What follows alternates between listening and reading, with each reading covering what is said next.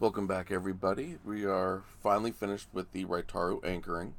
Right now, it is just finishing up the last minute or so of the repair cycle. Does this with every structure, no matter where you're at. It kind of goes through this point where others can attack it while it's still unrepaired. Kind of a mean little mechanism, really.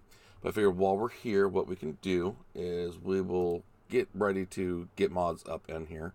To do so, just take control, and what this does is it takes you out of your ship hangar and into the structure command center. In this case, I've already dropped some fuel in the fuel bay. This is our Raitaru all dapper out in high sec. Looks like looks like it's all set up now. The reinforcement timer is gone, so now we can start adding mods to it. Works the same way with this as it does any ship. You just pick what you want, drag it in there. Now, while these structures are here, if you have the stand-up manufacturing plant, if you have any of these online, it'll put the station into an online notion, which is something you want to do. You want to be able to keep it online if possible, especially if you're having any hostilities.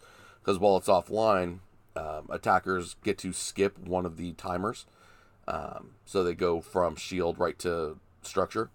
Whereas if anything's online, then they have to go through just like a regular ship, where they got to go through shields, armor, and then structure. So there's an additional timer they have to put on there. If you're out in high sec, a lot of times, like I've got refineries all over high sec, where I'll leave them offline because none of the corporations that are using them are at war. So I don't really have to worry about them going into a timer at all without getting notification 24 hours beforehand. So that's something to kind of keep in mind. But if you're going to be running out in wormhole space or nullsec where there's a lot of hostilities, you're definitely going to want to, you're going to want to keep something online, put some weapons up in the high slots.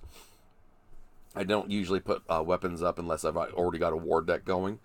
But again, high sec, there's a lot of extra mechanics you have to deal with. But anyway, it's set up, it's ready to go. Always make sure you got fuel on hand, and in this case, the system I've got this set up in, it's just a few jumps out from where I've got a high sec corp that does ice mining for me. So we can bring in all the fuel that we need.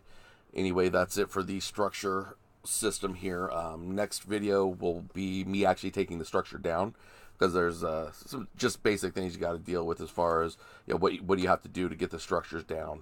There's always questions of who can take it down and stuff like that.